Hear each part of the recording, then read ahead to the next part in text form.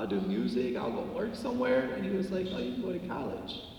And he told me I could go to college for photography, and I thought he was joking, like, playing around with me. But I never realized all those years that you could actually go to college for something that you enjoyed, and such as photography or broadcasting or video, because it wasn't just a passion or a hobby. I was passionate about what I was doing with that too. And I thought it was just college was just a continuation of school, just more books and more stuff that I just didn't want to hear about at that time. Being young, I ended up everything I learned in school I've had to redo and learn, and it's all came back to me, especially opening the business. Everything, math, history, you name it, it's all came back full circle. So I would say Mr. Watkins was probably one of the biggest people, because that's how I ended up in college. Because, and I ended up doing good the last 2 years of high school, because he was just like, man, you can't play around, you can't do that. You gotta stop hanging here and getting in trouble, and just trust me, it wasn't like I was on a straight and narrow path. So, there's anybody else? Like I said, I got, I lived with my mom and stuff, and my stepdad was a teacher, and my dad worked at Myers for 40-something years. So there's always, there's always someone to look up to, or but in school, Mr. Watkins for sure. And there was a counselor too, at schools. But other than that, I never looked at television and said they're my role models or anything like that. I might have came across someone and said, wow, I wouldn't mind doing something like that. Definitely David John, when he did FUBU, I was like, man, I just gotta get, I wanna be at that level of design or getting my clothing out like that. And of course I met him in November, which was really cool. We had a great conversation.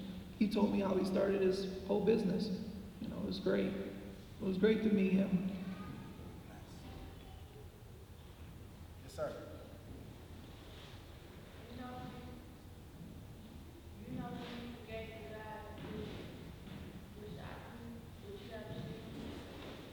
Do I know who did it? Yeah. No. No, there was really poor police investigation, and the whole thing came down to they said that it's the culture of music. So the investigation was really poor because we were doing hip hop / rap, whatever they wanted to call it, probably rap then, I guess they would say. So that was it. They said, you do rap, that's what comes with the territory. Yeah. Right.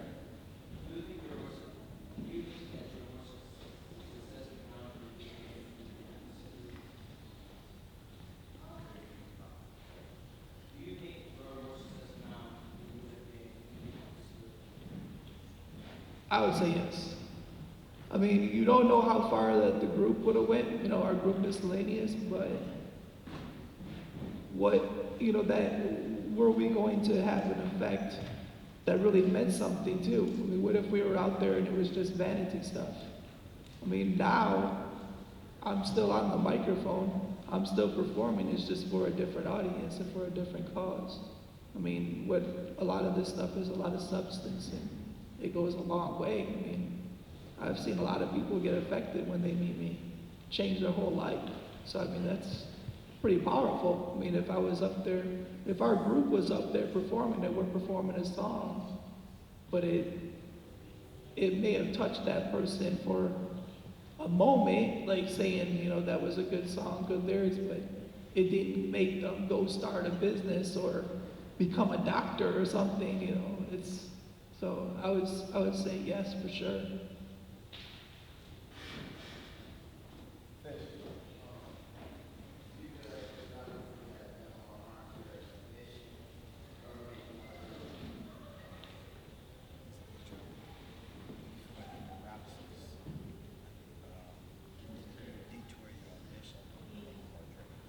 It's probably maybe, I'm sure more driven.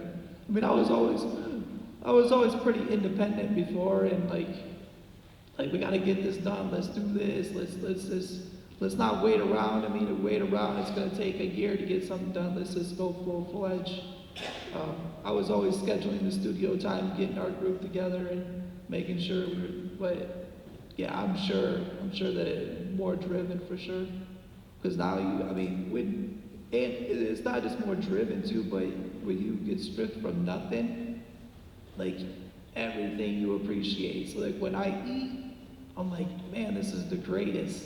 When I go out and experience anything, it's just like it's the best because I know where I have been, which was nothing at all. I mean, when I breathe, I appreciate the breath and the sight and getting it and going out and being independent and just enjoying things. I don't know, it's and there's only up. So when you're down all the way to the ground, there is no more down except death. So going up has just been like whatever obstacle it is, I know that it's great because I could just keep going up. That's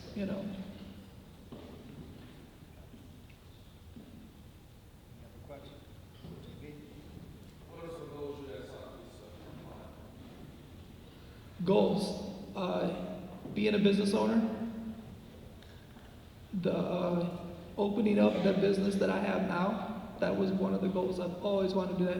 I always wanted to do the t-shirt stuff before even this happened. Because I used to wear just plain shirts because I didn't wanna wear somebody else's brand. I've always asked that, like how, I thought it was the most genius thing is how we wear people's brands and we pay for it. I was like, how did that happen? Where did that happen at? Where you say, you know what's a great idea? We're gonna make shirts, we're gonna put our company on it. People are gonna go to the store, they're gonna purchase it, and they're gonna advertise for free for us. And they're gonna pay us to advertise for us. I was like, man, I gotta do that. So I just always thought about that. And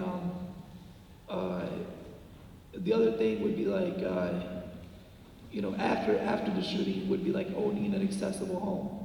So I have a vision of what the accessible home looks like. It's called visitability, so it's not just designed for me. It's designed so that anybody could come in and navigate and enjoy themselves. So someone that's blind, they'd be able to come in, you'd be able to turn a function on. They would be able to tell them like bathrooms here, outside, the doors here. A person that's deaf would be able to communicate maybe with the text messaging up on the wall so that a person can see what they're writing so that they could still be comfortable like in a network setting. That's how I had the thought of it, the vision of it. So that's one thing. An accessible transportation, I have that now. I had a fundraiser, people came out, they supported.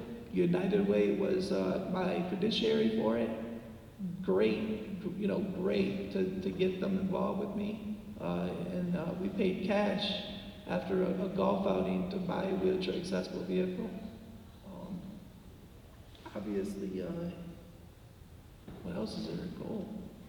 Maybe, I never put the goal of having like a family, like kids, family and things like that, but it's obviously there. Like it'd be nice to have a family and kids or something like that.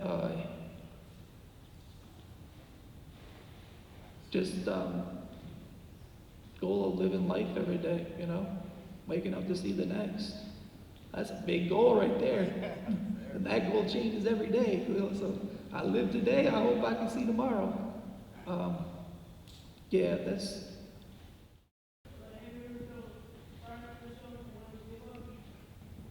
No. I mean, obviously, there's probably anger and getting setbacks and going forward and back and forth. But I've never said that I wanted to kill myself or give up.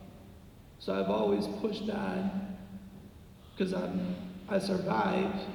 So that would kind of be, that would just be